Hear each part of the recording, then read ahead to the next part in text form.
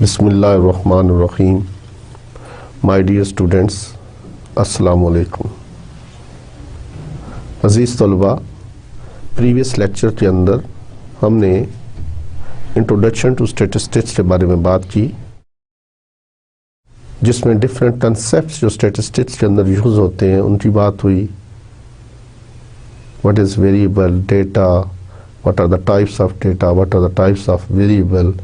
फिर हमने स्टैटिस्टिक्स की डेफिनेशन को बयान किया और उसमें what are the main two types of statistics, that was descriptive statistics and inferential statistics. तो आज के लेक्चर के अंदर, लेक्चर नंबर 2 में हम डिस्क्रिप्टिव स्टैटिस्टिक्स के बारे में बात करेंगे। और जैसा कि मैंने आपसे लास्ट लेक्चर में बात की थी कि चूँकि हमारा कोर्स स्टैटिस्टिकल इन्फ्रेंस है, तो ये कुछ बेसिक स्टैटिस्टिक्स है जिसको मैंने गो थ्रू करना है, तो इसीलिए मैं थोड़ा सा इसको शॉर्ट टाइम में करना चाह रहा हूँ। अगर हम इसकी डिटेल में चले गए तो इस पर काफ़ी टाइम और काफ़ी लेक्चर्स बन सकते हैं। और मैं मेन टॉपिक्स जो आपको आगे स्टैटिस्टिकल इन्फ्रेंस के अंदर चीज़ें इस्तेमाल होंगी, उसको मेरा मेन जो थीम है, जो मेरा मेन पर्पस है, उसको डिस्कस करना। ठीक है, तो डिस्क्रिप्टिव स्टैटिस्टिक्स के बारे में आज बात होगी। और जैसे कि लास्ट टाइम हमने डिफाइन किया था स्टैटिस्टिक्स को, the term statistics refers to listing of facts to a systematic methods of arranging and describing the data and finally the science of inference generatives from specific observations. तो listing of facts सबसे पहला step है statistics के अंदर। जो चीज़ है कि collection of data, आपने कौन सा डेटा कलेक्ट करना है। ठीक है, आज मैं आपको एक एग्जांपल लूँगा और उसमें हम इसको एक्सप्लेन करेंगे कि अगर हमने डेटा कलेक्ट कर लिया है तो उसकी डिस्क्रिप्शन कैसे करेंगे, how we present this data and graphical representation of the data, and we will discuss about what are the main measures of central tendency, also what are the main measures of dispersion, and we will discuss about a brief introduction about SPSS। तो आज के lecture के अंदर ये सारी चीज़ें discuss होंगी इंशाल्लाह। तो सबसे पहले जो बात की है मैंने कि सपोज मैंने I want to see the wages of workers. ठीक है, कि इस एक पर्टिकुलर एरिया के अंदर जो मज़दूर हैं उन कितनी वेज लेते हैं, कितना उनकी सैलरी क्या है या उनकी मजदूरी क्या मिलती है उनको। तो हमारे पास एक डेटा है, आप स्लाइड पे देख सकते हैं। तो हमारे पास एक डेटा है and this table is the wages of 120 workers in dollars. ठीक है, तो पर वीक के अंदर कितने डॉलर्स यूज़ करते हैं। अब ये हमारे पास यानी पर वीक के अंदर कितने डॉलर उनको सैलरी मिलती है, तो ये हमारे पास डेटा है। दिस इज़ मे बी ये वैल्यू स्टार्ट हो रही है 67 से, आप इस 53 से भी हो सकती है, 45 से एंड सो ऑन। तो हमारे पास इस डेटा को अगर आपसे मैं क्वेश्चन करना चाहूँ कि आप इस डेटा के बारे में कोई इंफॉर्मेशन मुझे बताएं, तो at on seeing this particular table what can you say, what is your opinion about this data, कि ये डेटा हमें क्या बता रहा है। जी आप डेटा को देखें कि जी 67 से स्टार्ट हो रहा है, तभी 63 है, 57, फिर 85, फिर 67 और रिपीट हो रहा है, फिर 60 है, 75 है, 55, 67 एंड सो ऑन, और जाके 79 पे ये एंड होता है। तो ये 120 वर्कर्स के वेजेस का डेटा है जो पर वीक वो डॉलर कमाते हैं, मे भी अमेरिका से लिया गया हो। अब हमारे पास डेटा तो मौजूद है, we have collected this data, ठीक है। We want a meaningful information from this data. तो डिस्क्रिप्टिव स्टैटिस्टिक्स में क्या चीज़ें आती हैं कि आप डेटा को इस फॉर्म में चेंज कर दें कि डेटा बोल के खुद बताए कि मेरे अंदर क्या है, ठीक है। We want to see, we want to get maximum information out of this data. अब आप मुझे ये बताएं, अगर मैं इस डेटा को इसकी क्लासिफिकेशन कर दूं, ठीक है, इस डेटा की क्लासिफिकेशन कर दूं, यानी मैं देखूं कि 45 से 55 वाले कितने हैं, how many workers home dot 45 between 45 and 55 dollars, I can see this, how many workers got their wages between 55 and 65, इसी तरह 65 से लेकर 75 वाले and so on. Other maximum values में मे बी 98। अब आप देखें ना, जैसा आपको नजर आ रहा होगा यहाँ पर, this is the maximum value,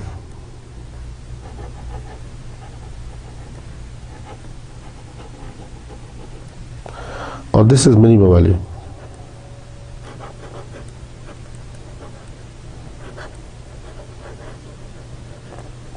ठीक है, तो ये मैथ्स और मिन की बात मैं कर रहा हूँ, शॉर्ट लिख दिया इसको मैंने, इसके साथ डॉट लगा देते हैं, ठीक है। तो इस डेटा के अंदर आपने देखा कि मिनिमम वैल्यू 45 है और मैक्सिमम वैल्यू 98 है। अब हम इस डेटा की फ्रीक्वेंसी डिस्ट्रीब्यूशन, जैसे मैंने वर्ड पहले यूज किया था, दैट वाज क्लासिफिकेशन, तो अगर हम इसकी क्लासिफिकेशन कर दें, उसी क्लासिफिकेशन को हम फ्रीक्वेंसी डिस्ट्रीब्यूशन भी कहते हैं। अब आप इस डेटा को देखिए, नेक्स्ट स्लाइड पे आप देखिए अपने राइट साइड पे, ठीक है।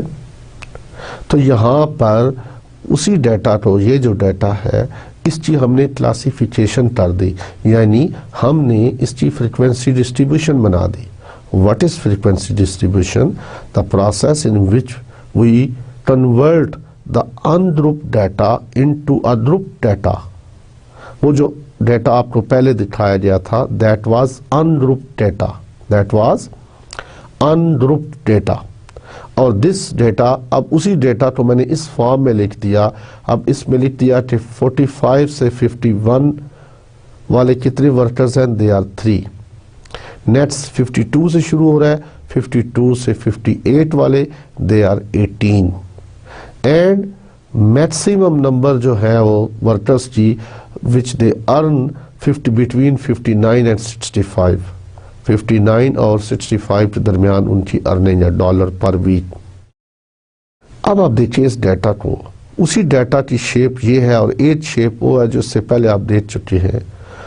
तो now you can say something about this data, because अब वही डेटा बोल के बता रहा है, ये चीज बता रहा है कि मैक्सिमम जो गेन जो सैलरी है या वेजेस हैं जो उनके, वो एक ही मजदूर है जिसकी मैक्सिमम सैलरी है, दैट इज बिटवीन 94 और $100 पर वीक। वेयर एज 87 टू 93 वाले कितने हैं, 2, दे आर 2। और मैक्सिमम जो है दैट अर्न्स 59 टू 65, ठीक है। तो ये जो हमने अनग्रुप डाटा को ग्रुप डाटा में कन्वर्ट कर दिया, इस प्रोसेस को हम बोलते हैं फ्रीक्वेंसी डिस्ट्रीब्यूशन। इस प्रोसेस को क्या बोलते हैं, frequency distribution, in which we convert the ungroup data into group data, या raw hand data, primary data, उसको हम कह सकते हैं अनग्रुप डाटा को क्या कह सकते हैं, रॉ हैंड डाटा, ठीक है। अच्छा, अब आप पूछेंगे कि ये क्लासेस कैसे बनी, how we got these classes, कैसे आपने आइडिया लिया कि 45 से 51 क्यों लिखा ऐसे, और ये जो उनके दरमियान what is the difference between these two consecutive classes. तो 52 से स्टार्ट हो रही है, उसके बाद 59 से स्टार्ट हो रही है एंड सो ऑन। तो इसमें जो प्रोसीजर है, how we convert the ungroup data into a group data, तो उसका तरीका यह है कि सबसे पहले जो काम हम करते हैं, we make the we find the minimum value.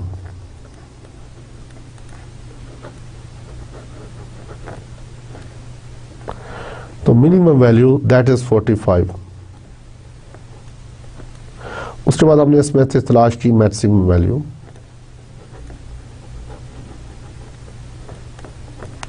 And that was 98। उसके बाद हम इसमें से निकालते हैं range. What is R? R is called range. तो रेंज क्या होती है? Maximum minus minimum. तो 98 माइनस 45। ठीक है, नेक्स्ट काम क्या करना है, हमने बताना है कि हाउ मैनी, ये जो हमारे पास डेटा मौजूद है इसकी कितनी क्लासेस बननी चाहिए, how many groups should be made. तो we have a rule which is called Sturges rules. तो स्टूज रूल्स क्या बताता है? हमें नंबर ऑफ क्लासेस का बताता है, लेकिन इसके लिए कोई हार्ड एंड फास्ट रूल नहीं है। A rule of thumb is that the classes should B moderate, कि इस डाटा को आपने कितनी क्लासेस में कन्वर्ट करना है, they should be moderate. Moderate का वर्ड में जब यूज कर रहा हूँ, इट मीन्स ये ना हो कि आप डाटा को 1 या 2 क्लासेस में कन्वर्ट कर दें। मे बी आप कहें जी 45 से लेकर 79 वाले और 79 से लेकर 100 वाले। तो अब आपने क्या इन्फॉर्मेशन ली डाटा से, ठीक है, तो मे बी 50% जो 120 में से 60 है वो उस क्लास में आ जाए और 60 अगली क्लास में चले जाए। ठीक है, तो अब इट मीन्स आपने उसके साथ इंसाफ नहीं किया। और ये भी ना आप करें कि जी आप 45 से लेके 46 वाले कितने हैं, नेक्स्ट 47 से लेके 48 वाले एंड सो ऑन, इतनी क्लासेस बना दी जाए कि हर क्लास के अंदर 1 या 2 मजदूर आ जाए। तो वो आपने इंफॉर्मेशन क्या की डाटा में से हासिल? It means the classes should B moderate. अब हमें कैसे पता चलेगा कि मॉडरेट कितनी क्लासेस हो? अगर 120 वर्कर्स हैं तो कितनी क्लासेस बननी चाहिए? How many classes should be made? तो नंबर ऑफ क्लासेस किसके बराबर है?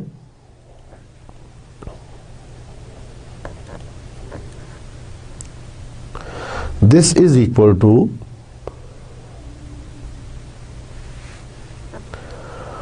1 plus 3.3 log to the base 10 n. What is n? Size of population. Size of, what is n? This is called size of population. अब यहाँ पर कितनी population है, ये कितना हमारे पास population में डाटा है? 120 वर्कर्स का डाटा है। इट मीन्स आपकी तादाद इसकी क्या होनी चाहिए? This should B 120। तो ये 1 प्लस 3.3 log of 120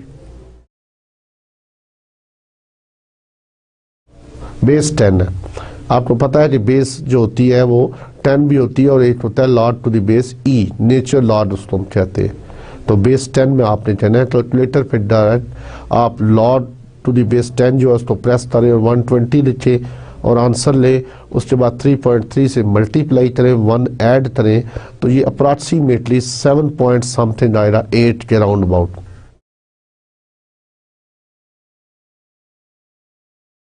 ये मैं अंदाजे से लिख रहा हूँ 7.8। इसका मुराद ये है कि ये कितनी अप्रॉक्सीमेटली कितनी क्लासेस बनेगी? 8। तो 1 2 3 4 5 6 7 8, तो 8 क्लासेस अगर आप इसको चेक कर सकते हैं। 120 का लॉग लेके उसको 3.3 से मल्टीप्लाई करें, उसमें 1 ऐड करें, it should be round about 8। अब हम देखना चाहते हैं, एक चीज़ तो हमें पता चल गई कि जी मैक्सिमम क्लासेस कितनी होनी चाहिए? 8 स्टूज रूल से। But this is not hard and fast rule कि आपने नंबर ऑफ क्लासेस के लिए यही रूल यूज करना है। You can make your choice. आप ये भी कह सकते हैं जी मैं इस डाटा की 6 क्लासेस चाहता हूँ या 7 चाहता हूँ, या क्वेश्चन में आपसे पूछा जा सकता है कि जी 7 क्लासेस में इस डाटा को कन्वर्ट करें। ठीक है, अब हमारे पास एक फार्मूला है, what is the difference between two transactive classes, दो ट्रांजेक्टिव क्लासेस के दरमियान कितना डिफरेंस होना चाहिए। तो इसको हम बोलते हैं एच के साथ शो करते हैं जी, इसको बोलते हैं हम class interval.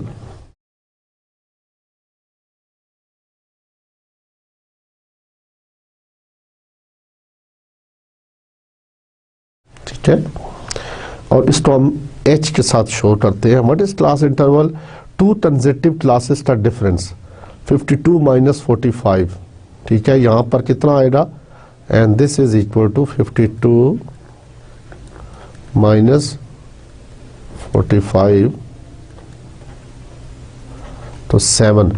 How we got this 7, अब आपने कैसे इसको फाइंड किया, वी हैव अ फार्मूला।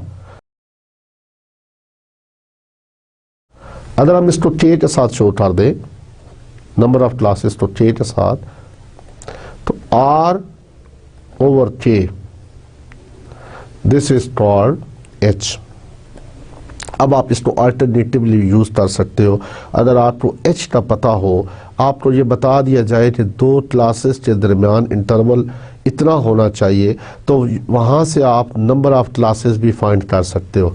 इसको हम कहते हैं ना क्रॉस मल्टीप्लाइज, तो ज़रबे चिली पाई जिसको हम उर्दू में बोलते हैं। ठीक है, इसको आप h को इधर ले जाए और k को आप इस तरफ ऊपर ला सकते हैं यहाँ पर, और ये फार्मूला उस तरह भी बन सकता है, k is equal to r over h। ठीक है, k is equal to r over h।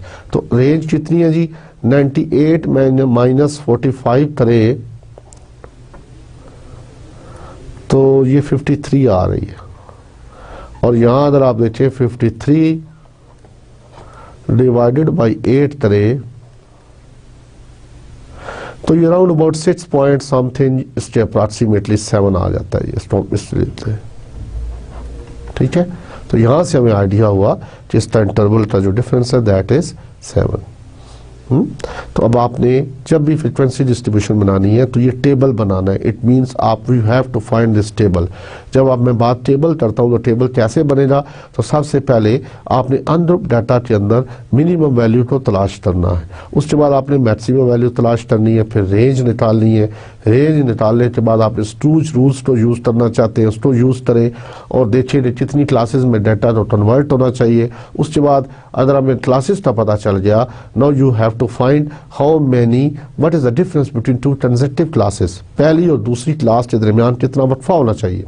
ठीक है, उसके बाद आप देखिए इस वक्फे को लिखने के बाद अब आपने कैसे स्टार्ट करना है। सबसे पहले आप मिनिमम वैल्यू तो लिखेंगे, सबसे पहले आपने मिनिमम वैल्यू तो लिखा, तो आपने लिखी मिनिमम वैल्यू 45, उसमें आप क्लास इंटरवल ऐड कर दें 7, और जब आपने क्लास इंटरवल 7 ऐड कर दिया तो ये बन गया 52।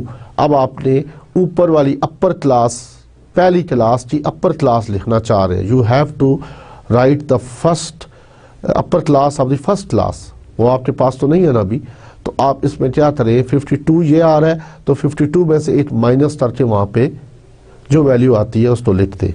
तो इसके बाद 51 आ गया, अब 51 में 7 ऐड करें तो 58, अब 58 में 7 ऐड करें तो 65 एंड सो ऑन, चलते जाएं हत्ता कि आपके डाटा की मैक्सिमम वैल्यू उसमें कवर हो जाए। तो इस तरह ये जो प्रोसेस है इसको हम बोलते हैं फ्रीक्वेंसी डिस्ट्रीब्यूशन। इसका फ़ायदा क्या है, फ़ायदा इसमें यह है कि we get maximum information from the data. ठीक है, हम we want to see what the data says, data क्या बोल रहा है उसको हम देखना चाहते हैं।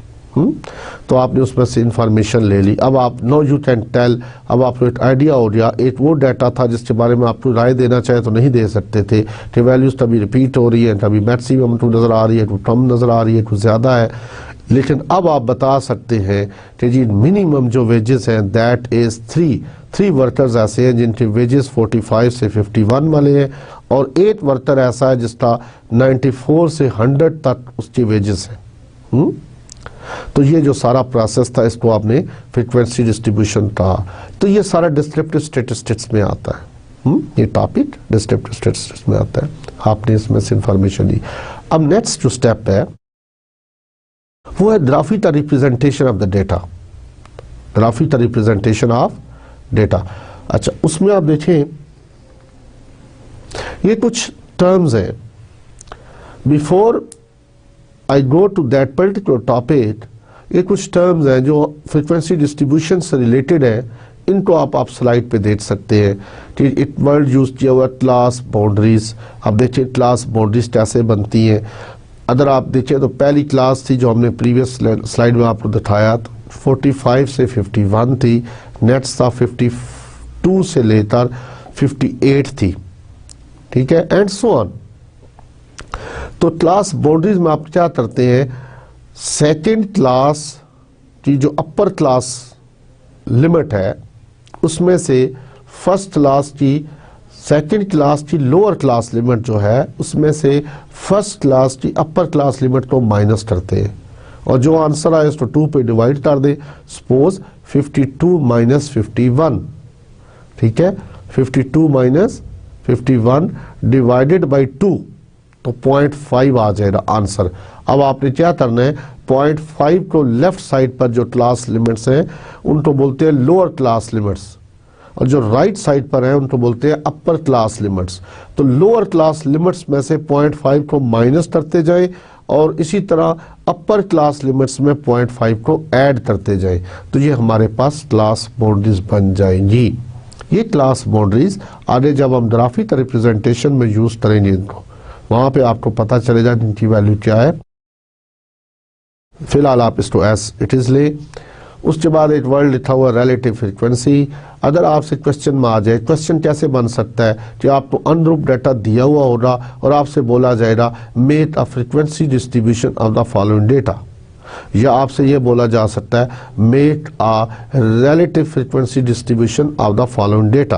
तो जब वर्ड रिलेटिव फ्रीक्वेंसी डिस्ट्रीब्यूशन बोला जाएगा तो इट मींस अब आपने हर फ्रीक्वेंसी के ऊपर उसके ऊपर डिवाइड करना है उसकी टोटल वैल्यू को, हर फ्रीक्वेंसी को उसके टोटल के ऊपर डिवाइड करना है।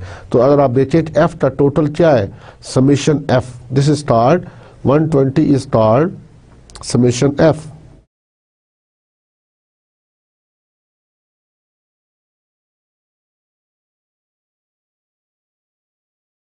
तो ये किसके इक्वल है, एन के इक्वल है, कैपिटल एन के इक्वल है। This is called summation F, this is equal to capital N. तो रिलेटिव फ्रीक्वेंसी निकालने के लिए, the relative frequency mean probability. अब हर एक की प्रोबेबिलिटी आप बताना चाह रहे हो, तो उसके लिए क्या है कि 3 डिवाइडेड बाई 120, तो that is 0.025, and similarly 18 divided by 120 that is 0.15, and so on. Last value 1 divided by 120 that is 0.008। तो ये अब आप देखें कि ये टेबुलर फॉर्म जो होती है इसको हम बोलते हैं फ्रीक्वेंसी डिस्ट्रीब्यूशन। अगर इसमें से हम एक तरफ क्लास बाउंड्रीज या क्लास लिमिट्स ले और उसके राइट साइड पे उसके सामने रिलेटिव फ्रीक्वेंसी लिख दे, तो इसी टेबल को हम क्या कहेंगे, रिलेटिव फ्रीक्वेंसी डिस्ट्रीब्यूशन। क्या कहेंगे, रिलेटिव फ्रीक्वेंसी डिस्ट्रीब्यूशन। जी अब नेक्स्ट देख रहे हैं कॉलम 4 के अंदर, दैट इज कम्युलेटिव फ्रीक्वेंसी। तो कम्युलेटिव फ्रीक्वेंसी में आप देखें कि फर्स्ट फ्रीक्वेंसी जो है वो 3 है, तो 3 के अगेंस्ट आपने एज इट इज लिख दी उसकी कम्युलेटिव फ्रीक्वेंसी। अब आपने 18 की लिखनी है, तो 18 की लिखने के लिए आपको प्रीवियस इसमें ऐड करनी पड़ेगी। तो ऐड करने के बाद इसका 21 आ गया एडिशन होने के बाद, एंड सो ऑन। तो जब आप 58, 33 जो फ्रीक्वेंसी है उसकी आपने कम्युलेटिव फ्रीक्वेंसी लिखनी है, तो प्रीवियस उसमें ऐड कर दे, तो 21 उसमें ऐड होगा तो 54 आ गया, तो एंड सो ऑन। जब आप लास्ट फ्रीक्वेंसी लिख रहे हो 1, तो 1 के सामने उसकी कम्युलेटिव फ्रीक्वेंसी लिखेंगे, तो इसका प्रीवियस टोटल 119 था, आपने उसमें वो ऐड किया और ये बन गया 120। तो इट मीन्स जो लास्ट क्लास है उसकी कम्युलेटिव फ्रीक्वेंसी समेशन एफ के इक्वल होनी चाहिए। अगर इक्वल है तो हम कह दें कि हमने कम्युलेटिव फ्रीक्वेंसीज जो है वो सही बनाई है। तो ये तो था बनाने का तरीका। अब आप ये पूछ सकते हैं कि इसका फ़ायदा क्या है। इसका फ़ायदा ये है कि हम डेटा में से इंफॉर्मेशन हासिल कर रहे हैं, हमें ये तो पता चल गया कि 45 से 51 वाले कितने लोड हैं, 52 से 58 वाले कितने हैं, एंड सो ऑन। 94 से 100 वाले कितने हैं वो हमने देख लिया। सपोज हम ये देखना चाहें कि 45 से लेकर 79 वाले कितने हैं, 45 से लेकर 79 वाले कितने लोड हैं, तो यहां से कम्युलेटिव फ्रीक्वेंसी से हमें पता चलेगा कि दे आर 106। अब आप देखिए 44 से लेकर 79 तक जो है, 44.5 से लेकर 79.5 तक दे आर 106। तो ये आपके सामने डाटा की एक और पिक्चर आई, ठीक है, यहाँ पे आपने इसको देखा। अच्छा, उसके बाद नेक्स्ट कंसेप्ट है that is mid point. And mid point means, जैसा कि आपको नजर आ रहा है नाम से नजर आ रहा है कि that is 48। How we got this? दोनों जो क्लासेस है, अपर क्लास और लोअर क्लास, पहली क्लास की जो अपर क्लास लिमिट और लोअर क्लास लिमिट, यानी 45 हमारी लोअर क्लास थी और 51 अपर क्लास थी, दोनों को ऐड किया, 45 प्लस 51 डिवाइडेड बाई 2। तो जब आप इसको 2 पे डिवाइड करेंगे तो इट विल बिकम 48। ठीक है, अब आपने नेट्स निकाल लिए, तो नेट्स जो है वो दैट इज 52 से स्टार्ट होते 58 पे एंड हो रही है ना, तो 52 प्लस 58 डिवाइडेड बाई 2, तो इट विल बिकम 55। या आप यूं भी कर सकते हैं कि पहले आपने मिड पॉइंट निकाला 48, अब आप इसमें इंटरवल ऐड करते जाए। 7 था इंटरवल था, आपने उसमें ऐड किया 7, तो 55 आ गया। 55 में मजीद 7 ऐड करें तो 62 आया, एंड उसमें ऐड करें तो 69 एंड सो ऑन, तो लास्ट 97 आ गया। तो ये सारे कंसेप्ट्स हैं जो आगे यूज होंगे। तो सबसे पहले आपने क्या सीखा, अनग्रुप डाटा से ग्रुप डाटा में कैसे कन्वर्ट किया जाता है। इस कन्वर्ट करने के प्रोसेस को हम बोलते हैं फ्रीक्वेंसी डिस्ट्रीब्यूशन। उसके बाद जब फ्रीक्वेंसी डिस्ट्रीब्यूशन बन जाए तो वहाँ पर हमने सीखा कि how we can make the class boundaries, class boundaries कैसे बनाई जाती हैं। उसके बाद रिलेटिव फ्रीक्वेंसी डिस्ट्रीब्यूशन से क्या मुराद है, ठीक है, अदर फ्रीक्वेंसीज की हम रिलेटिव फ्रीक्वेंसी निकाल दें और उस टेबुलर फॉर्म को हम क्या बोलते हैं, रिलेटिव फ्रीक्वेंसी डिस्ट्रीब्यूशन। फिर आपने सीखा कम्युलेटिव फ्रीक्वेंसी क्या होती है। तो कम्युलेटिव फ्रीक्वेंसी में ये है कि प्रीवियस फ्रीक्वेंसी के अंदर जिस चीज़ की आप निकालना चाह रहे हो, जिस क्लास की, उसमें प्रीवियस क्लास की सारी टोटल इसमें ऐड कर देते हैं, तो इस तरह कम्युलेटिव फ्रीक्वेंसी बनता है। उसके बाद मिड पॉइंट आपने सीखा, how we got the mid points. इसको हम कैपिटल एच के साथ भी शो करते हैं, डिनोट करते हैं। इसको क्लास मार्क भी बोला जाता है, क्लास मार्क। अच्छा, वो कैसे लेते हैं कि अपर लिमिट और लोअर लिमिट। अच्छा, अपर लिमिट और लोअर लिमिट का कंसेप्ट भी आपको आ गया कि जो भी क्लासेस बनती हैं उसकी लेफ्ट साइड पे जो चीज़ आती है, वैल्यू आती है, उसको हम बोलते हैं लोअर क्लास लिमिट, और जो राइट साइड पे आती है उसको बोलते हैं अपर क्लास लिमिट। तो पहली क्लास की अपर लोअर लिमिट 45 थी, उसकी अपर लिमिट 51 है। इसी तरह सेकंड क्लास की लोअर लिमिट 52 है, उसकी अपर लिमिट 58 थी, and so on. Last class की लोअर लिमिट 94 थी और अपर लिमिट 100 थी। ठीक है, तो हर क्लास की लोअर और अपर है, तो लोअर और अपर को ऐड करके 2 पे डिवाइड करें तो मिड पॉइंट आता है। अब ये चीज़ें आगे यूज होंगी, ये मिड पॉइंट्स, ये कम्युलेटिव फ्रिक्वेंसी, ठीक है, और क्लास बाउंड्रीज, तो इसलिए यहाँ पे इनको बताना जरूरी था। तो यहां पर अब मैं एक चीज आपसे डिस्कस करना चाहूंगा। हम डेटा में से, हमारा काम क्या है, डेटा में से इंफॉर्मेशन कलेक्ट करना, ठीक है। तो फ्रीक्वेंसी हमारे पास अनग्रुप डाटा था, हमने उसका ग्रुपिंग कर दी, उसमें से इंफॉर्मेशन ले ली, ठीक है, जितनी इंफॉर्मेशन हम ले सकते थे, but we are not willing to take this information only, we want something more। अब आपने देखा होगा, मुझे एक चीज़ बताएं, क्रिकेट के अक्सर आप में से शौकीन बैठे होंगे, आपने इस तरह का ग्राफ जो अक्सर टीवी के ऊपर देखा होगा कि मैच समरी में ये 50 ओवर्स का मैच था, और लेफ्ट साइड पे आप देख रहे हैं कि स्कोर्स जा रहे हैं वाई एक्सिस के ऊपर, और एक्स एक्सिस के ऊपर 50 ओवर्स लिखा होगा, 1 2 3 4 एंड सो ऑन। एक आदमी है या आप में से कोई स्टूडेंट है, उसने मैच नहीं देखा, अगर सिंपली उसको ये ग्राफ दिखा दिया जाए तो without seeing that 50 hours match, ठीक है, तो वो मैच की सिचुएशन के बारे में बता सकता है। यहाँ पे अगर आप देखें तो अगर मैं इनको यूं करूँ यहाँ पे रिस्पोज कर दें और इसी तरह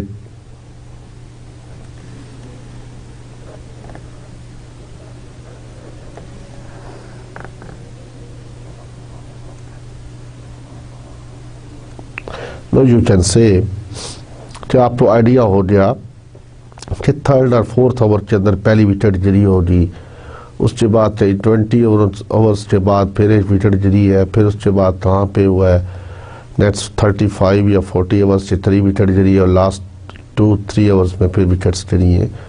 ठीक है, अब आप इस मैच की समरी को देखने के बाद you can tell about the whole story of that particular match. ठीक है, तो इस बात को, इस ग्राफ को दिखाने का मकसद सिर्फ ये था कि अगर आपको कुछ चीज़ ग्राफी तरीके दिखाई जाए तो उसमें से आपको जल्दी से you can get information at a glance. ठीक है, तो number next topic is the graphical representation of the data. ठीक है, how we can get the maximum information out of data and we want to see the data at a glance। हम नहीं चाहते कि हम एक एक क्लास को देखें पे 45 से 51 वाले 52 से ऑनवर्ड एंड एक एक को देखें। we just want to see at a glance। इस डेटा को हम एक जस्ट में देखना चाहते हैं। तो इसके देखने के लिए वी नीड, क्योंकि हम डिस्क्रिप्टिव स्टैटिस्टिक्स कर रहे हैं और डिस्क्रिप्टिव स्टैटिस्टिक्स का मतलब क्या है कि डिस्क्राइब किया जाए, डेटा को डिस्क्राइब करना। तो हमारे पास मेथड्स हैं जिसमें हम डेटा को डिस्क्राइब करते हैं, जिसमें से पहला मेथड आपने पढ़ा फ्रीक्वेंसी डिस्ट्रीब्यूशन। अब हमने मेथड पढ़े the graphical representation of the data. तो वी हैव सर्टन ग्राफ्स। जी तलबा, हमारे पास इस कोर्स में हम 3 ग्राफ्स को पढ़ेंगे कि ये ग्राफ जो आपको नज़र आ रहा है मैथ समरी के अंदर, ये कैसे बना, how we got this graph. ठीक है, और इसी तरह हमारे पास 2 या 3 और ग्राफ है, how we got this, what are the types of graph. तो नेक्स्ट आप स्लाइड पे देखें, अब आप इसको देख सकते हैं। The graphical presentation of the data, one of the important function of statistics is to present the complex and unorganized, जिसको हम रॉ हैंड डाटा भी बोलते हैं। ठीक है, कॉम्प्लेक्स का वर्ड यूज़ किया इसलिए कि कोई समझ नहीं आ रही थी, कभी 67 रिपीट हो रहा है, कभी 57 आ रहा है, कभी 45 आ रहा है, कभी 98 आ रहा है एंड सो ऑन। और इसी को हम रॉ हैंड डाटा भी बोलते हैं। In such a manner that it would easily be understandable at a glance. ठीक है, तो ग्राफिकल रिप्रेजेंटेशन का अक्सर मकसद ये है कि डाटा को हम एट ए ग्लांस में देख सकें। This is often best accomplished by presenting the data in a pictorial or graphical form. ठीक है, तो these are the types of graphs. सबसे पहले नंबर पर जो टाइप है that is histogram, that is histogram. Number 2 पर है फ्रीक्वेंसी पॉलीगॉन। नेक्स्ट क्या है, कम फ्रीक्वेंसी कर्व, और last one is cumulative frequency polygon or ogive. ठीक है, ओ और GIVE, ओजाइव पढ़ते हैं इसको। तो these are the 4 types of graphs which we will learn quickly. ठीक है, तो सबसे पहले नंबर पे जो आ रहा है दैट इज हिस्टोग्राम। अब हिस्टोग्राम को जब मैं डिफाइन करूं, a graph is containing set of adjacent rectangles, set of adjacent rectangles. क्या करते हैं हम फ्रीक्वेंसी डिस्ट्रीब्यूशन में, हम इसको मैं आपको दिखाता हूं कि हिस्टोग्राम, अब आप देख सकते हैं उसी डाटा का मैंने, उसी फ्रीक्वेंसी डिस्ट्रीब्यूशन का मैंने हिस्टोग्राम बना के रखा हुआ। यहाँ पे हुआ क्या है, यहाँ पर कि आप देखिए 45 से लेकर 51 वाले थे जो, तो यहाँ से आप देखें तो ये जो नेक्स्ट है, तो इसमें अपर क्लास बाउंड्रीज जो है वो यूज होती है इस ग्राफ के अंदर। यहाँ पे कौन सा वर्ड है, upper class boundaries.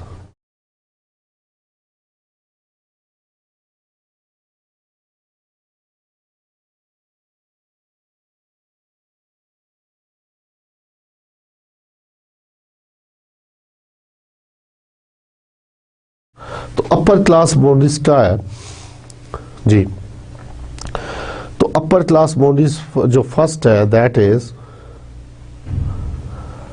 Ji 51.5,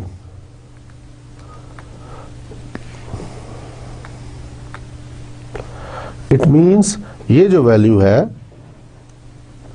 that is 51.5। अब नेक्स्ट जो आ रही है वो 51 से लेकर 58 तक है, तो ये 58.5 है। उसके बाद नेक्स्ट वैल्यू क्या आ रही है 58.5 से लेकर 63 जी 65.5,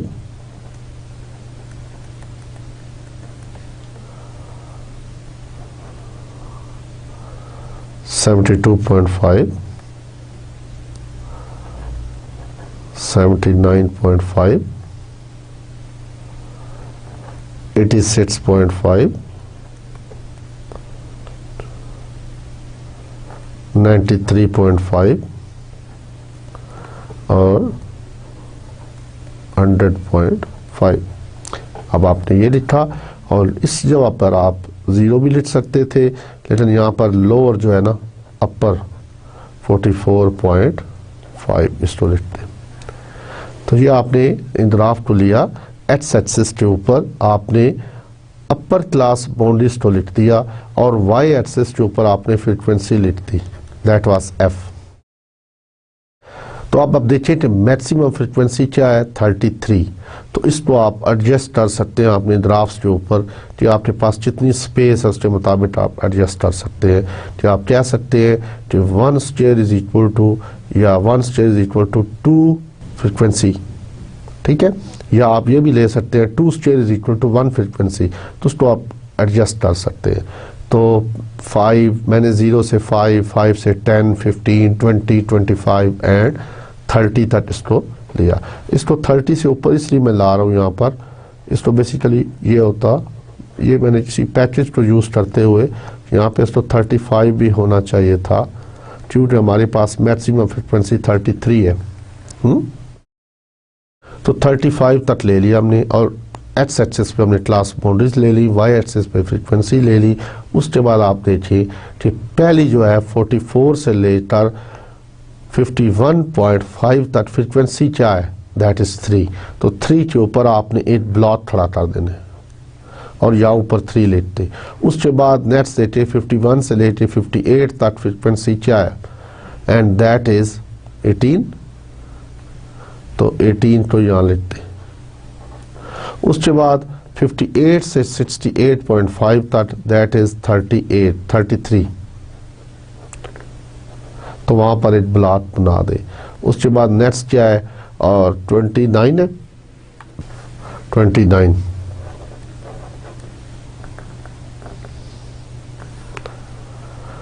जी 23 11 2 1। तो 23 11 2 1। अब आपको समझ आ गया कि सर आपने ड्राफ्ट पेपर लिया, उसके ऊपर एक एक्स एक्सिस के ऊपर अपर क्लास बाउंड्रीज लिखी और वाई एक्सिस के ऊपर फ्रीक्वेंसी डाली। उसके बाद आपने पहली क्लास लिमिट क्लास बाउंड्रीज 45 से 55 थी, 45 से 55 पॉइंट यानी 45.5 से लेकर 51.5 थी। उसके रेंज आपने फ्रीक्वेंसी 3 थी, तो 3 के ऊपर एक ब्लॉक बना दिया पॉइंट लगाने के बाद। नेक्स्ट आपने 51 से लेकर 55 तक 51.5 से लेकर 58.5 तक आपने एक ब्लॉक खड़ा कर दिया और फ्रीक्वेंसी उसकी क्या ली 18। तो 18 के अगेंस्ट जितनी बनती थी वो आपने ब्लॉक खड़ा किया एंड सो ऑन। तो set of adjacent rectangles is called histogram.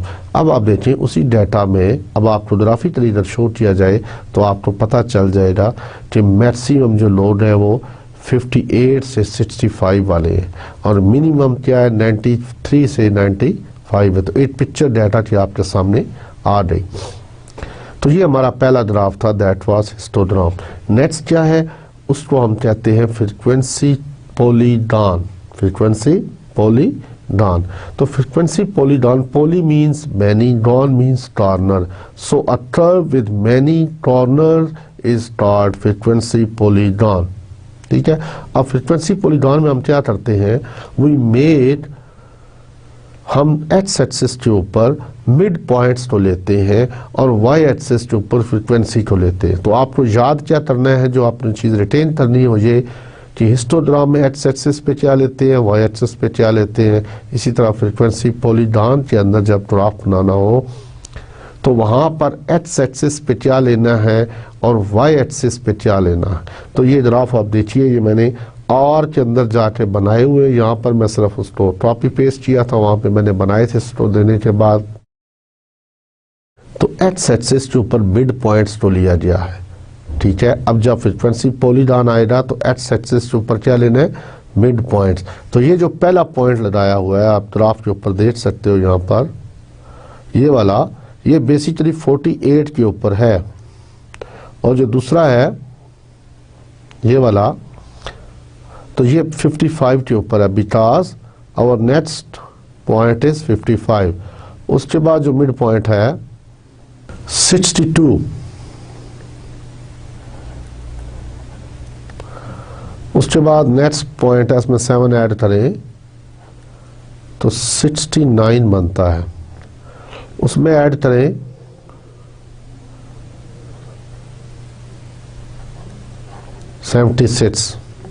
76 में ऐड करें 7 तो 83, और 83 में करें तो 90 और 97, ये वाला पॉइंट 97 है। इसको कैंसिल कर देता हूँ, ये 90 आ गया। ठीक है। अब आपने एक्स एक्सिस पर ये पॉइंट लिए, वाई एक्सिस पर फ्रीक्वेंसी ले ली, और उसके बाद डिफरेंट पॉइंट्स को आपने प्लॉट करते गए। तो पहले आप क्या थी फ्रीक्वेंसी 48, अगर मिड पॉइंट हो तो उससे अगेंस्ट 3 फ्रीक्वेंसी थी, तो वहाँ पर आपने डॉट लगा दिया।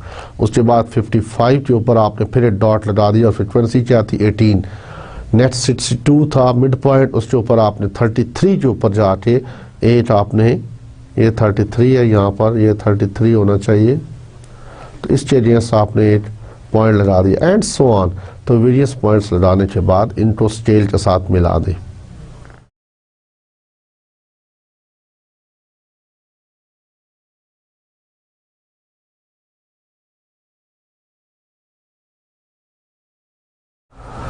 ठीक है।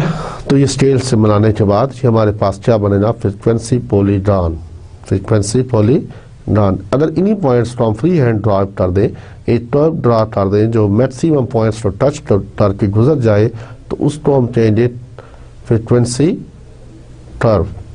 ठीक है। तो इस तलबा आई थिंक आपको समझ आ गया होगा। अब आप नेक्स्ट ग्राफ की तरफ चलते हैं। Cumulative frequency polygon. Cumulative frequency जैसा कि नाम से जाहिर है कि कम्युलेटिव फ्रीक्वेंसी को हमने लेफ्ट हैंड वाई एक्सिस पे लेना है। इससे पहले जो हमने 2 ग्राफ बनाए थे, ये 3, उसमें हमने फ्रीक्वेंसी को वाई एक्सिस पे लिया था, और यहाँ पर क्या लेना है, कम्युलेटिव फ्रीक्वेंसी को लेना है। तो कम्युलेटिव फ्रीक्वेंसी आपके सामने थी, उस टेबल में हमने आपको तरीका बताया था, that was 3 was the first. उसमें आपने प्रीवियस ऐड किया तो कितनी हो गई, 21, नेक्स्ट 18 थी, 21, और 21 में अगर नेक्स्ट 33 है तो क्या हुआ, 21 + 33 that was 4 and 5 to 54 and so on. तो अब आपने वाई एक्सिस के ऊपर कम्युलेटिव फ्रीक्वेंसी को लिया और एक्स एक्सिस के ऊपर क्लास बाउंड्रीज को हम लेते हैं। ठीक है। एक्स एक्सिस के ऊपर क्लास बाउंड्री, ये ग्राफ बेसिकली मैंने आर को यूज़ किया, आर एक स्टेटिस्टिकल पैकेज भी है, इसको हम लैंग्वेज भी कहते हैं, उसको यूज़ करके मैंने बनाए और उसके बाद यहाँ पे पेस्ट किए। तो आपने जब ग्राफ पेपर पे बनाना है तो यू हैव टू टेक अपर, इसको मिड पॉइंट्स मैंने यहाँ पे यूज़ किए हैं, आप इस पर अपर क्लास बाउंड्रीज भी यूज़ कर सकते हैं, मिड पॉइंट्स भी यूज़ कर सकते हैं। तो मिड पॉइंट्स भी रहने दें। पहला मिड पॉइंट जो था दैट वाज 58, उसके बाद क्या था 48, first was the 48, next was the 55, ठीक है। अब आप देखिए 48 के ऊपर फ्रिक्वेंसी क्या थी 3, नेट्स 58 के ऊपर क्या थी 21, तो 21 के ऊपर 8 पॉइंट्स लगा, एंड उसके बाद नेट्स जो बनता है 55 के बाद 62, तो 62 मिड पॉइंट है, तो मिड पॉइंट के ऊपर देखिए क्या 54, ये 54 वाला पॉइंट है, एंड सो ऑन। तो वेरियस डॉट्स आप इसको शो कर दें। अब अगर आप इन डॉट्स को स्केल के जरिए मिला देंगे तो ये क्या बन जाएगा, फ्रीक्वेंसी, कम्युलेटिव फ्रीक्वेंसी पॉलीगॉन। और अगर आप इसको फ्री एंड कर्व से मिलाएंगे तो उसको कह देंगे फ्रीक्वेंसी कर्व।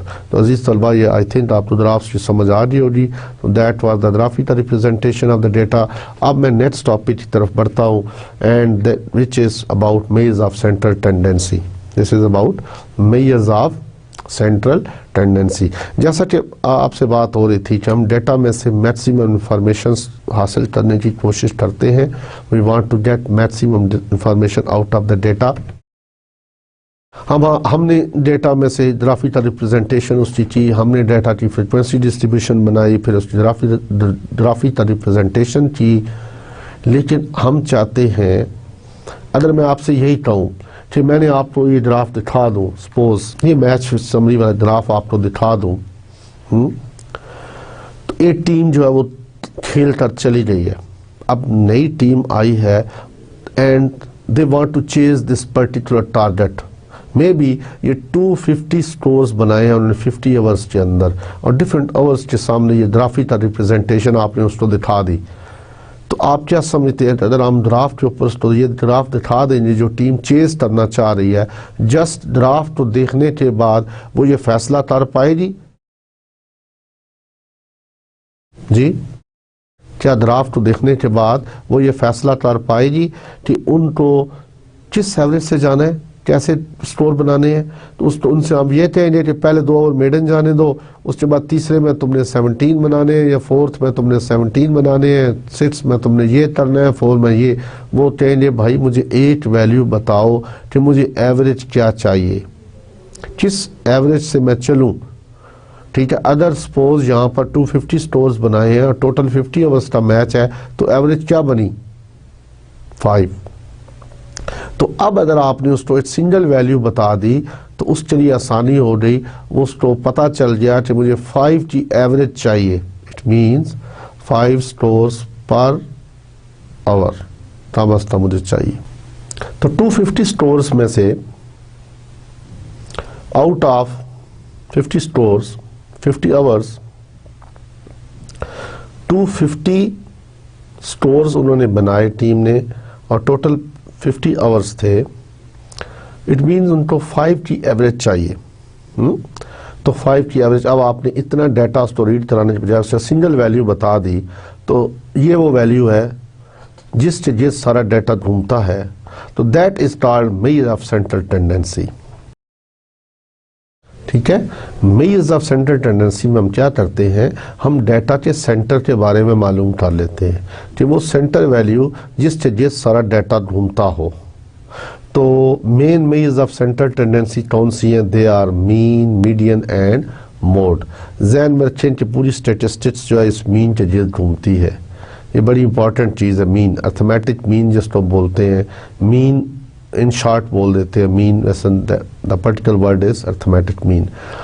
तो यहाँ से मैं इंट्रोडक्शन में कुछ पढ़ दूँ। For practical purposes the condensation of data into a frequency distribution and the visual presentations are not enough, जैसा कि मैंने पहले बात की।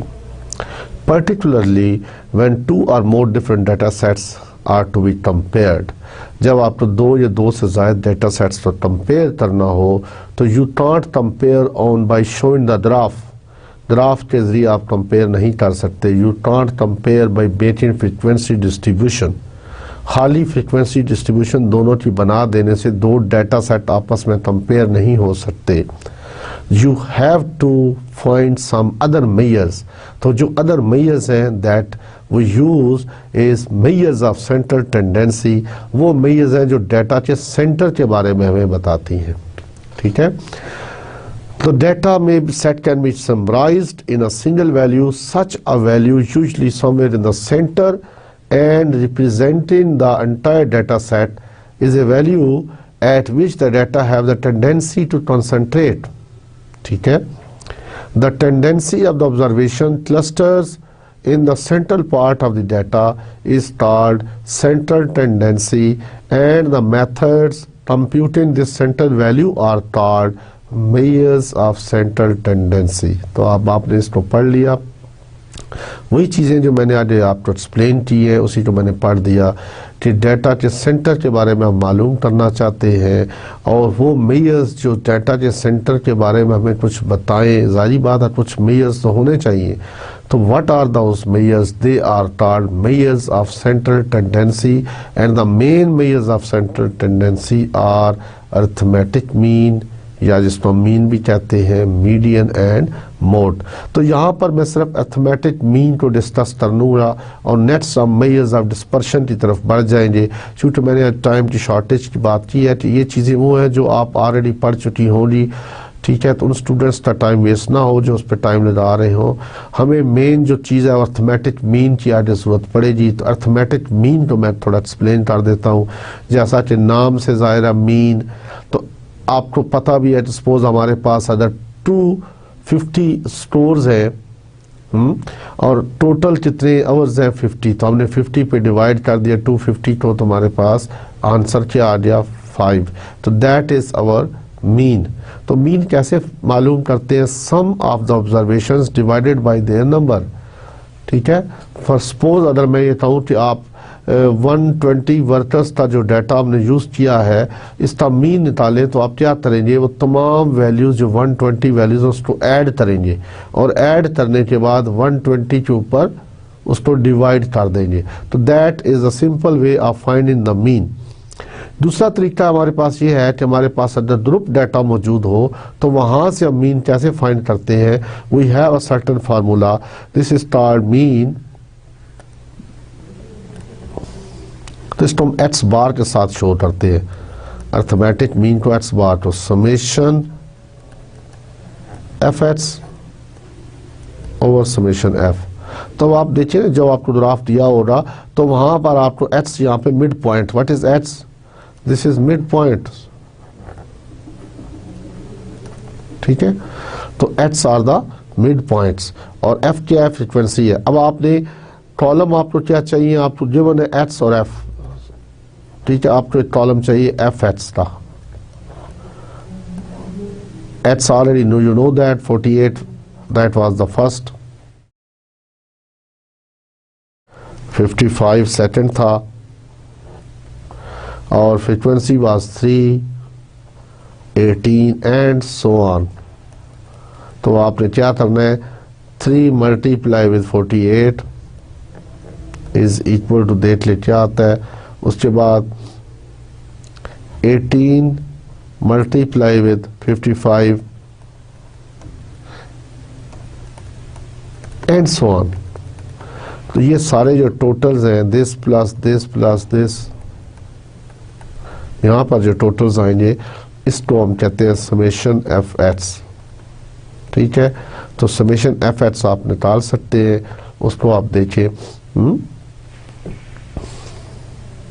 तो यहाँ पे इस चीज़ को मैंने हल किया, स्लाइड में आप देख सकते हो कि 48 मल्टीप्लाई विद 3 दैट इज़ 144, और ये जो 8119 आया that is summation f x, summation f x, this value is summation f x, और ये हमारा समेशन एफ है।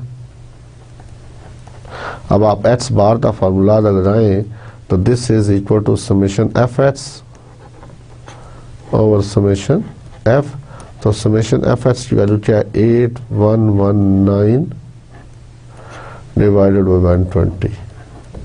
इसको आप सॉल्व करेंगे तो ये this should be equal to 67.658।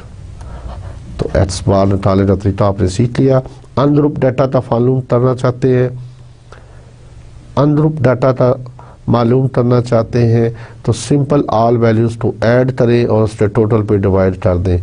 और अगर ग्रुप वैल्यूज़ का फाइंड करना चाहते हैं तो you have a certain formula which start summation f x over summation F. तो आई थिंक आपको समझ आ गया होगा इसमें क्या है मीन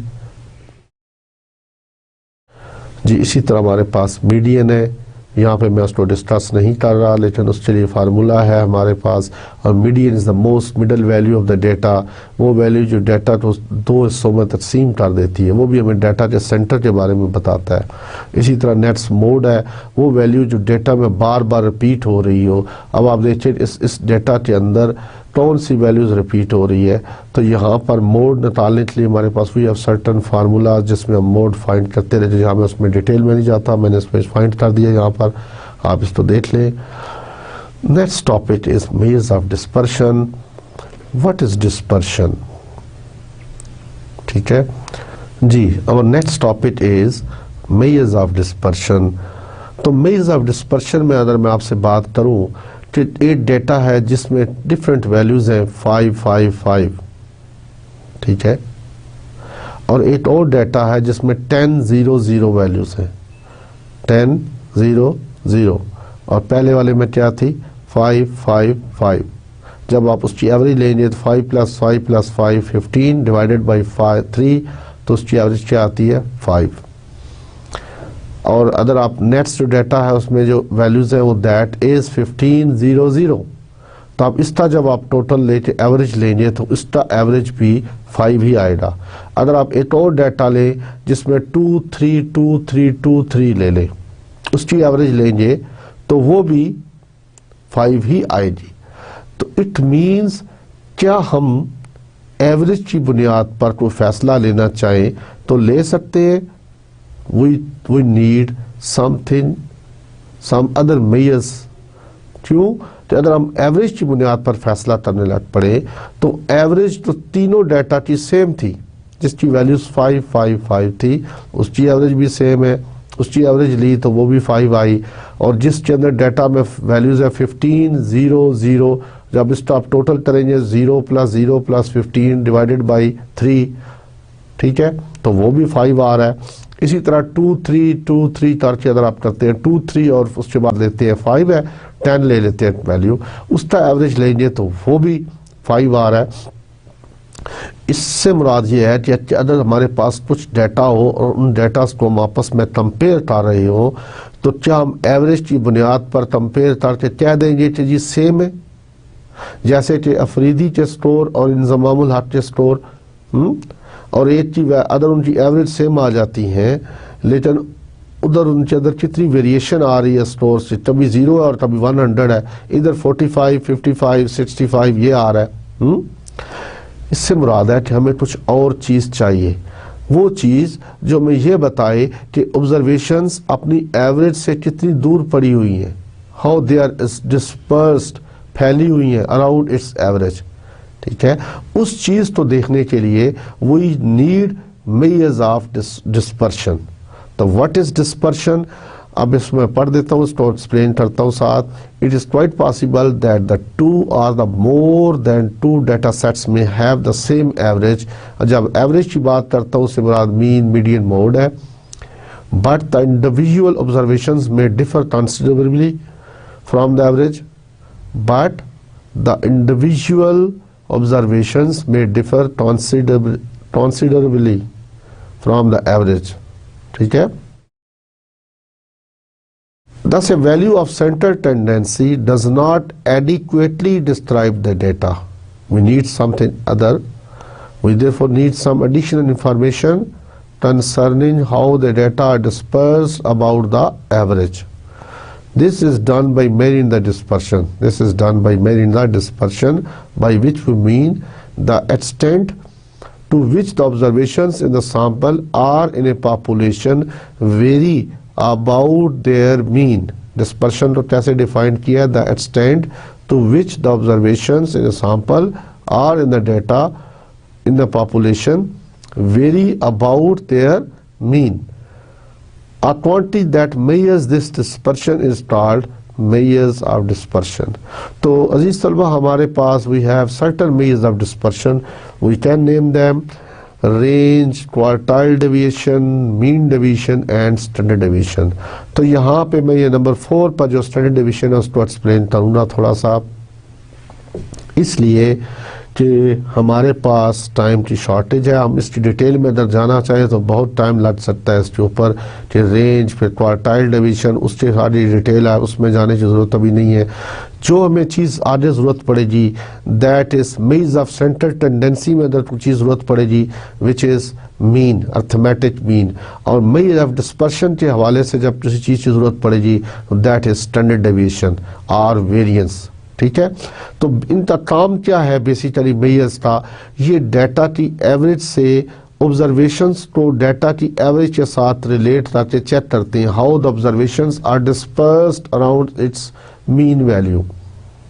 डिस्पर्शन क्या बताती है, how the individual observations are scattered around its mean value, how the individual observations are scattered around its mean value. जितनी डिस्पर्शन कम होगी उतना ही डाटा मोर यानी कंडेंस होगा, उसका मुराद ये होगा कि डाटा तमाम अपनी एवरेज के बिल्कुल पास पास है। ठीक है, एवरेज जो है वो डाटा की अच्छी नुमाइंदगी कर रही है। ठीक है, जितनी स्टैंडर्ड डिवीजन जो है उसकी वैल्यू कम होगी इट मीन्स इतना ही वो अच्छा बिहेव कर रहा है। तो स्टैंडर्ड डिवीजन को देखते हैं नेक्स्ट। अब आप देखिए आपके सामने में स्लाइड में मैं दिखा रहा हूँ how we got the standard division. तो सबसे पहले इसमें देखिए स्टैंडर्ड डिवीजन का फार्मूला क्या है, इसको हम कैपिटल एस के साथ शो करते हैं स्टैंडर्ड डिवीजन को, एंड दिस इज समेशन, ये मैं अनग्रुप डाटा का पहले लिख रहा हूँ x minus x bar whole square divided by n. N क्या है, number total number of observations, x क्या है, मिड पॉइंट्स है या वो जो ऑब्जर्वेशंस दी हुई हैं। सपोज अगर मैं आपसे कहूँ इसके ऊपर एस के ऊपर स्क्वायर डालना पड़ेगा, यहाँ पर ये इसका फार्मूला है, here x i variation where i is from 1 to n, ये आई की वेरिएशन बताता है, यहाँ से आई कहाँ से कहाँ तक है।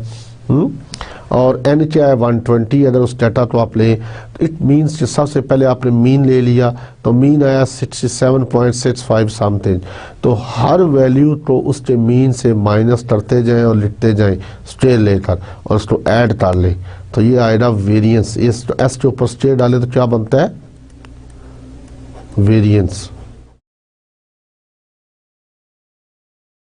और अगर मैं इसका अंडर रूट ले लूं तो ये बन जाएगा स्टैंडर्ड डिवीजन।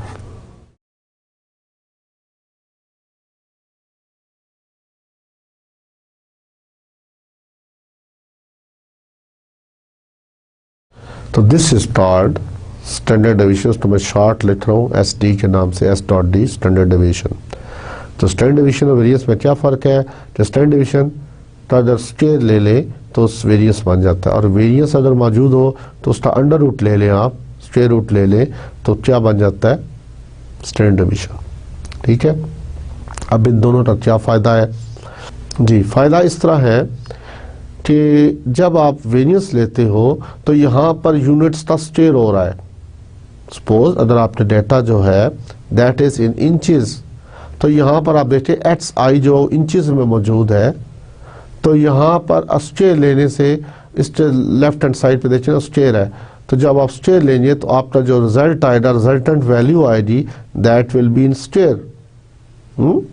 यूनिट उसकी क्या हो जाएगी, स्क्वायर फॉर्म में होगी।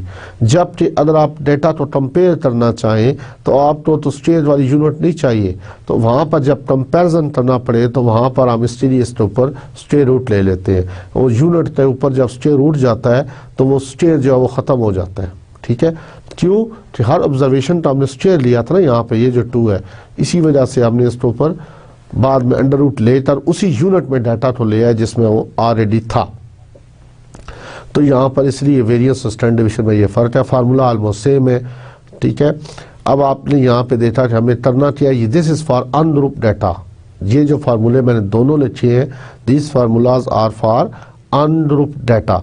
और ग्रुप डाटा में क्या है, यहाँ पर एस में देखिए इसमें क्या होता है, समेशन एफ साथ into x minus x bar का square. Divided by summation F. इसी तरह वेरिएंस जब लेंगे तो दोनों साइड पे स्क्वायर लेंगे तो अंडर रूट हट जाएगा। ठीक है, तो ये हमारे पास फार्मूला है। अब आपने अगर इस डाटा का वेरिएंस निकालना है या स्टैंडर्ड डिवीजन निकालनी है तो सबसे पहले आपको x माइनस एक्स बार चाहिए। ठीक है, x माइनस एक्स बार, तो आपने x की वैल्यूज क्या थी 48, 55 एंड सो ऑन। x बार आपके क्या पास क्या था 67.68। हमने लास्ट स्लाइड में इसको हल किया था। आपने दोनों का डिफरेंस ले लिया, ये लेने के बाद माइनस 19.658 आया, minus 12.658 and so on. Last value 29.342 है। अब आपको चाहिए इस कॉलम को, अगर आप देखें ग्रुप डाटा में लास्ट वाली लाइन में, तो यहाँ पर आपको एफ भी चाहिए। तो एक और कॉलम बनाए ना, नेक्स्ट कॉलम में आप क्या करेंगे, एक्स माइनस एक्स बार मौजूद है, इसके साथ एफ के साथ मल्टीप्लाई कर दोगे और साथ इसका स्क्वायर ले लोगे। ठीक है, अब क्या होगा, यानी इस तो मैं अगर एक्सप्लेन करना चाहूँ, इसका आपने स्क्वायर ले लिया और साथ मल्टीप्लाई एफ से, इससे मैंने 3 से मल्टीप्लाई कर दिया। इसका स्क्वायर ले लिया अगले कॉलम में और इसको मल्टीप्लाई आपने कर देना है 18 के साथ। इसका स्क्वायर लिया, इनको हम डेविएशंस बोलते हैं ना, 33 के साथ मल्टीप्लाई कर दिया। इसका स्क्वायर लिया और मल्टीप्लाई विद 29 जी, इस वैल्यू का स्क्वायर लिया और मल्टीप्लाई विद 23 और इसका स्क्वायर लिया और मल्टीप्लाई विद 11 और इस वैल्यू का स्क्वायर लिया मल्टीप्लाई विद 2 और लास्ट वैल्यू का स्क्वायर लेके मल्टीप्लाई विद 1 करेंगे तो जो वैल्यू, अब ये जो वैल्यूज आएंगी यहाँ पर, इनको आपने ऐड करना है। ये जो आंसर आएगा उसको ऐड करेंगे तो यहाँ पर जो टोटल आएगा उसको आपने यहाँ पुट करना है। तो वो summation f into x minus x bar का स्क्वायर होगा और उस सारी वैल्यूज के टोटल को 120 पे डिवाइड करेंगे तो हमारे पास क्या चीज़ आएगी, स्टैंडर्ड डेविएशन और स्टैंडर्ड रूट लेने के बाद। ठीक है, तो जिस तलबा आपने इसमें स्टैंडर्ड डेविएशन को सीखा। ठीक है, तो आज के लेक्चर के अंदर हमने मेजर्स ऑफ डिस्पर्शन को पढ़ा, जिसमें आपने सबसे पहले फ्रीक्वेंसी डिस्ट्रीब्यूशन टॉपिक पढ़ा। और आज के लेक्चर के अंदर हमने डिस्क्रिप्टिव स्टैटिस्टिक्स को पढ़ा, जिसमें सबसे पहले आपने फ्रीक्वेंसी डिस्ट्रीब्यूशन देखा कि how we form the frequency distribution of the data. जब फ्रीक्वेंसी डिस्ट्रीब्यूशन बना ली तो फिर आप उसको ग्राफिकली शो किया, graphical representation of the data. उसके बाद हमने मेजर्स ऑफ सेंट्रल टेंडेंसी देखा कि what are the main measures of central tendency. उसमें हमने अर्थमेटिक मीन को पढ़ा। We got the formula of the finding the particular value of mean and then we went through what are the main measures of dispersion, what is dispersion and what are the main measures of dispersion, and main measures of dispersion में से हमने सिर्फ standard division को उठाया, इसलिए because we use this in our further lectures। तो यहाँ तक इसको ख़त्म करता हूँ मैं। अब नेक्स्ट लेक्चर के अंदर हम कोशिश करेंगे कि probability को डिस्कस करें, because probability is very important and it is a concept which we use in statistical inference। ठीक है, तो इसके साथ ही मैं आपसे इजाज़त चाहूँगा। अल्लाह हाफिज़ एंड गुड लक।